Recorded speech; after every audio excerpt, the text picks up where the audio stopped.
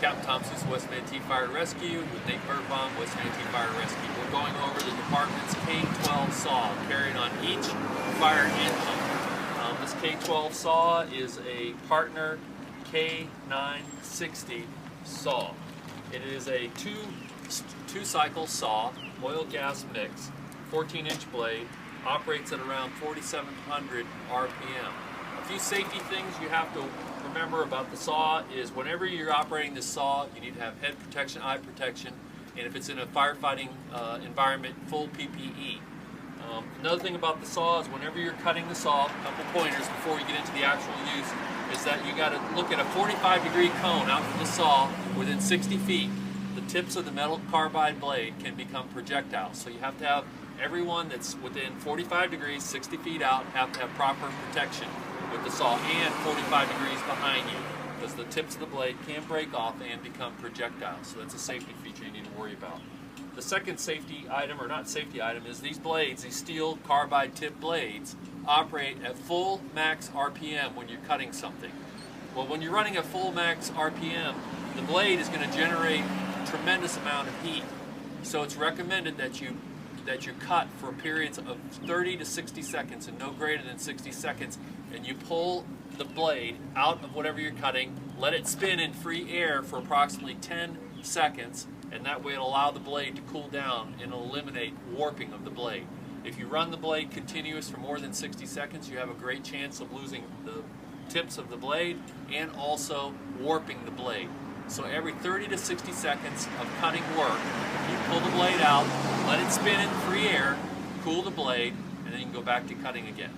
Another thing about this blade is, even though it's a carbide steel tip blade, it will cut light steel. It will not cut stainless steel or hardened steel. So don't ever make an attempt to do that kind of thing.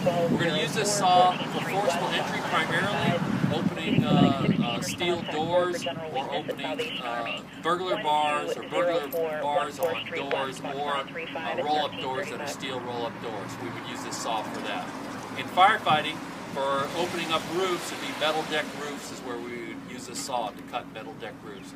Now I'm going to go ahead and turn it over to Nate. He's going to go through all of the steps on operating the saw and all of the switches and the features to the saw. There you go.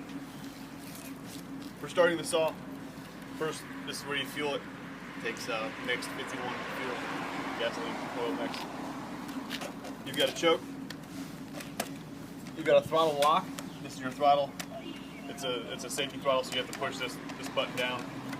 Squeeze with a finger, and this little silver button right here is your throttle lock. So you're going to want to push over your throttle all the way up, push that in, and it's going to open up your throttle.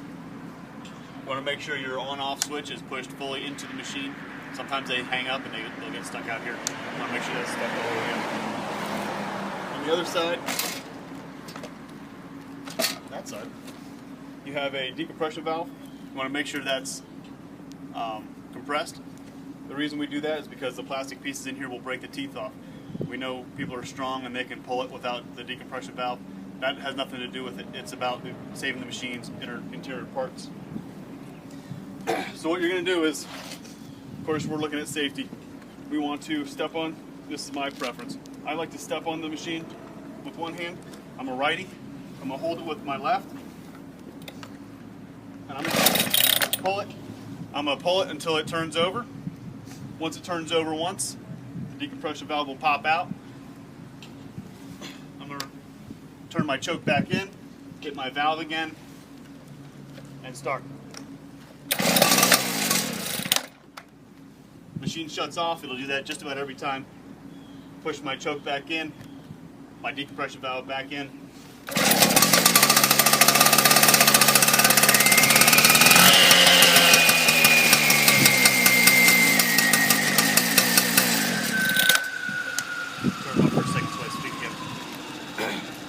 Once I have the machine running, I'm going to open the throttle up all the way, make sure it runs properly before I go to start cutting anything. It's going to pop, it's going to kick back a little bit on you. It's not that big a deal. Just let it go through the motions. If it shuts off on you again, try to start it again. These machines are very finicky. If you don't follow the right procedures to do that, put this back in your truck, go to another truck and get another saw. Okay, we're going to do a demonstration on cutting some rebar. Let me lift this up. Okay, we have 2 bars of rebar from the parking block. Nate's going to go ahead. He has full eye protection. He has head protection. He's got gloves on. And what we're going to do is we're going to demonstrate cutting the rebar. Now, like I said, the saw works best when you're at full max RPM before you go into the material that you're trying to cut. In this case, it's steel rebar. So you want full max RPM, and then you make your entry in, and then you want to go guide the saw. You don't want to force the saw down. This saw, the blade does the work, not you. So we don't want you putting pressure on the saw to make entry. All you do is you go ahead and let the saw blade rest on the material you're trying to cut, work it back and forth real slow, and the saw will penetrate and it'll eat right through the material that you're trying to cut. So Nate, go ahead and fire it up, and then let's go ahead and do a demonstration on cutting the saw, cutting the rebar.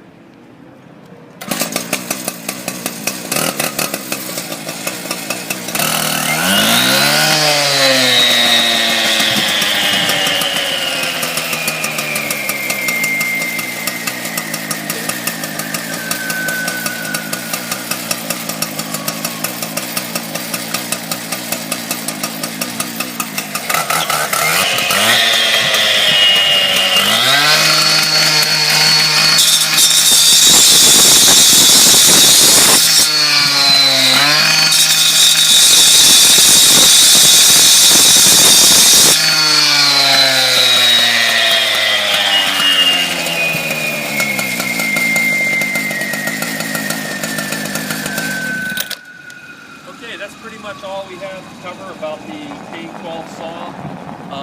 There'll be an additional video with this training segment. We'll have some examples of cutting roll-up doors and cutting some steel doors, exterior doors, and things like that. So thank you very much, and appreciate your attention.